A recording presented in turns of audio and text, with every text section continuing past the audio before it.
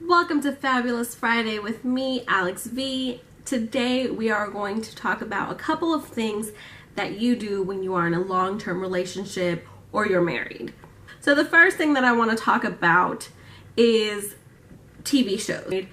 There are certain shows that you watch with your significant other.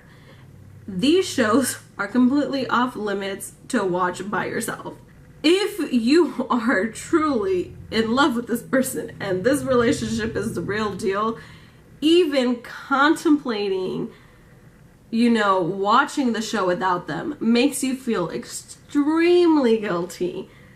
I honestly could say that in my relationship, I would consider it a complete betrayal if I found my husband watching Empire or Law and Order SVU without me, or any other show that is our shows. No, boo-boo. Don't do that. You have those shows reserved. Like, that's why you have your own shows, to watch. You have your by myself shows and with my honey shows. So if I'm not around, you better watch your own shows. Don't be watching shows that involve me, because you will get cut.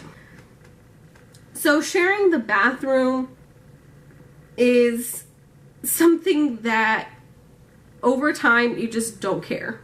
You don't mind being in the bathroom while someone is in there. Like, well, your significant other is in there. Like, there's times where I'm using the restroom and he's taking a shower, or I'm brushing my teeth, whatever. Like, you just stop caring after a while. Obviously, you give them their privacy. I mean, there's times where I remember something and I knock and I'm like, hey, can I tell you something? And he'll literally just be like, come in. Or vice versa. Like, sometimes I'm just like, just get in here. Like, I don't care. Like, I'm not doing anything out of this world, Next thing is things that were gross to you before are no longer gross to you. For instance, popping pimples. It's not gross. Like, if I ask my husband to pop a pimple, he'll pop it. I remember when we first got together, he'd be like, oh my God, no, I don't want to do that. I'm like, dude, I can't reach. Can you please help a sister out? Or things like ingrown hairs, or, knowing my period cycle. Like, these are all things that he knows and that you just pick up because you live with that person. You are bound to see some gross things and they're just not gross to you anymore. Like, you'll be like, oh yeah, I'll take a picture of that so you can see it. Or, I'll pop this pimple, or I'll, whatever the case may be, you just don't care anymore. And because you are just so comfortable with that person, there's nothing wrong with that. If you can't handle it, you shouldn't be in a relationship, because there's two sides of it. It's not all pretty rainbow butterflies, unicorns. No, there's a nasty component to a relationship, and you got to be okay with it. Next thing is you find yourself being very honest with that person, and embarrassing things aren't embarrassing anymore. You just feel so comfortable with that person. Like, in our household, we laugh a lot. We learned very early on in our relationship that embarrassing things are funny, and we laugh at each other, we laugh with each other, and we don't get embarrassed anymore. Like, nothing, singing in the shower, or falling, or drooling or snoring, like those embarrassing things that when you're in a newer relationship are, oh my God, I don't want to do this. Yeah, no, not today, honey. If I ask him like, hey, is this shirt flattering, or is this, did I do my makeup nice? He's not gonna be like, oh yeah, you look super great, if I don't. And if he did lie to me, we'd have some problems. You better keep it 100 with me, because if I walk outside and I look like a clown, I'm coming after you. I'm coming after you for real, for real. I try to make sure that I always keep it straight with him. Make sure I'm telling him the truth at all times, because honesty is key. You can't lie to your significant other, and it should just be in you to, when you start to lie, it just feels wrong, even if it is something as small as, maybe that shirt doesn't go with those pants, or anything like that. Like, you just feel uncomfortable even trying to lie to them, because that they want to look their best too. You know what I mean? You want each other to look 100% flawless at all times. So you're not going to lie to them. honesty, you know, being straightforward with them. That's always the best thing.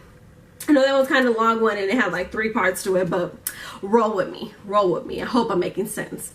The next one is sharing. You find yourself sharing everything that you can share with your partner. We share what we can. You know, we share our food, we share our cars, our house, our bed, our money. Like, we work hard for it. And at the end of the day, what's mine is his, and what's his is mine. And that's always how it's been from day one. If we don't, I mean, we share everything. The next thing is when it's weird being without them. Like, you know, you're in a relationship when even your friends think it's weird to not see your significant other with you when you guys are out. You know, like, they'll be like, as soon as they see you, even before, I feel like even before sometimes they say hi to me, they'll ask me like, oh, where's so-and-so? I'm like, it's nice to see you too, but he at home because you didn't tell me to bring him. So I thought we were going to connect right now. No? Okay, whatever. And it's just nice. It's cool that way. And yeah, like, you just know you're in a relationship, in a long-term relationship, in a good marriage when it's no longer about me. It's no longer an I thing. It's a we. It's an us. It's a partnership. You just become one. You become one with your significant other, and it's just the best thing in the world.